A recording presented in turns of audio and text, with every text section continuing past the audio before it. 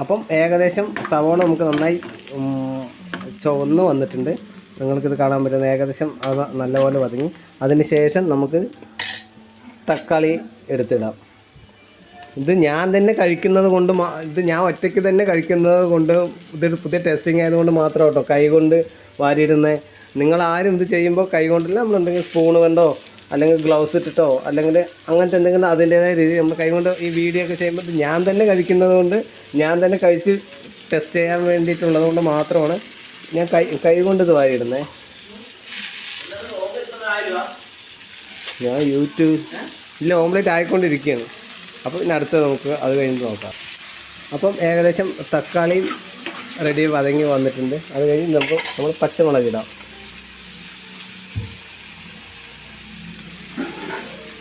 അപ്പോൾ പച്ചമുളക് ഇനി ഇതിനകത്തേക്ക് നമ്മൾ ഓരോരോ സ്പൂണ് വീതം മഞ്ഞൾപ്പൊടി, ചിക്കൻ മസാല, മല്ലിപ്പൊടി ഇതും കൂടിയിട്ട് കോഴിയും മുട്ടയും കൂടി ഒഴിച്ചാൽ അത്രയും അത് നന്നായി ഇട്ട് വതങ്ങിയതിന് ശേഷം ഉപ്പ് വരാം.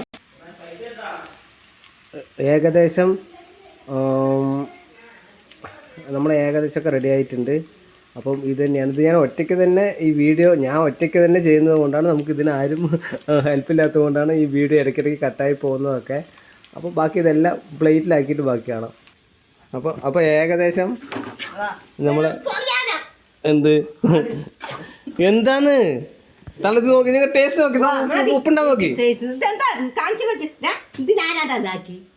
ഞാനത് കഴിക്കും. അതൊക്കെ കരിഞ്ഞു പോണു.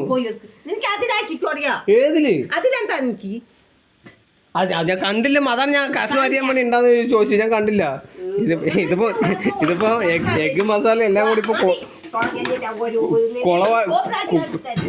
കുളമായോ എന്നൊരു ഡൗട്ട് ഇല്ലാന്നില്ല. അപ്പൊ എന്തായാലും വീട്ടിൽ ചെറിയൊരു അലമ്പൊക്കെ ആയതുകൊണ്ട് ഇന്നത്തെ പരിപാടി ഞാൻ ഇവിടെ സ്റ്റോപ്പ് ചെയ്യാണ്.